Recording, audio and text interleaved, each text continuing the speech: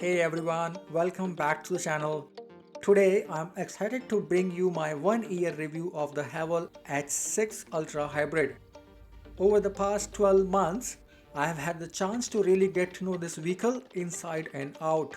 We'll cover everything from exterior and interior quality to maintenance, fuel economy and driving performance. Plus, I'll share some insights on the ceramic coating, first service dealership experience, and a few details about the interior quality that caught my attention. Just to let you know, so far I have driven this car only 8,000 kilometers. I had mix of driving conditions including suburban areas and highways. So let's dive right in. Exterior quality. First off, let's talk about how the exterior has held up after a year. The Haval H6 Ultra initially impressed me with its robust build quality.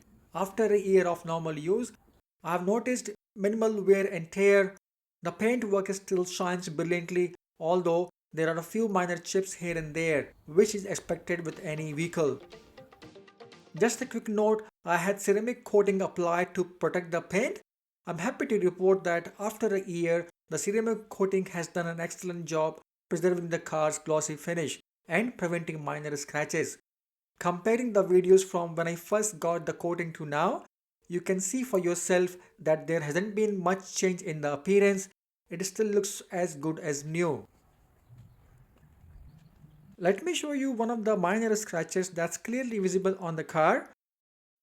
I haven't tried using a scratch remover yet because it's not too bad, so I'm not too worried about fixing it right now.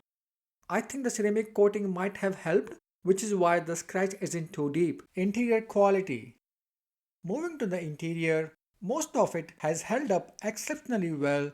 However, there are a couple of things worth noting. The shiny black surfaces used in some parts of the cabin, especially around the gear knob, have shown some minor scratches from everyday use, particularly from fingernails. Additionally, the foot mats provided with the car haven't fared as well. They started showing signs of wear and tear surprisingly early. It is something to keep in mind if you are particular about interior upkeep.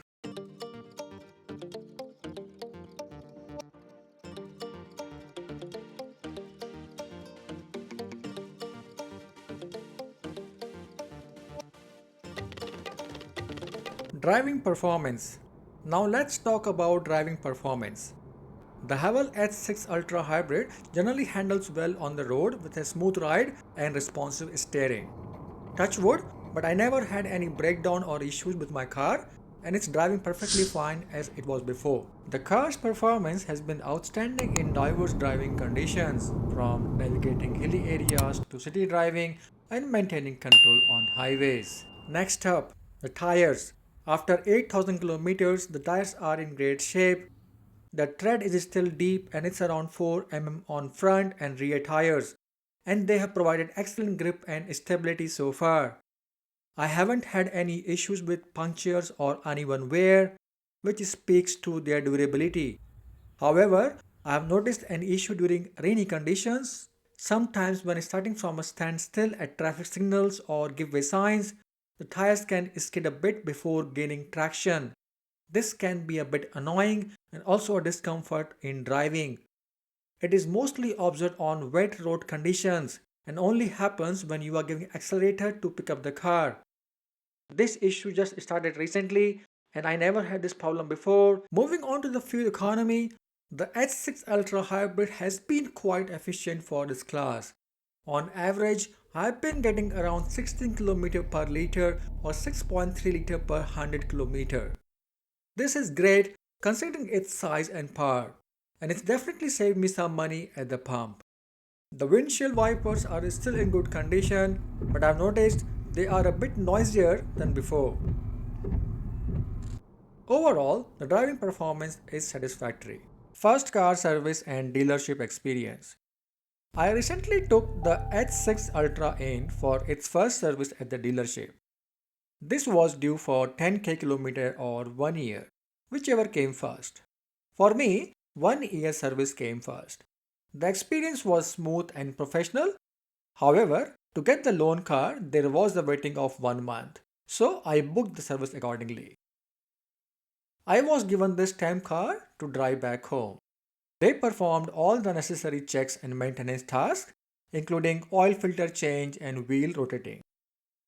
This was a fixed price service and costed me 225 Australian dollar, which is the normal service price of different brands as well. By the way, I did ask the dealership about emergency lane keeping.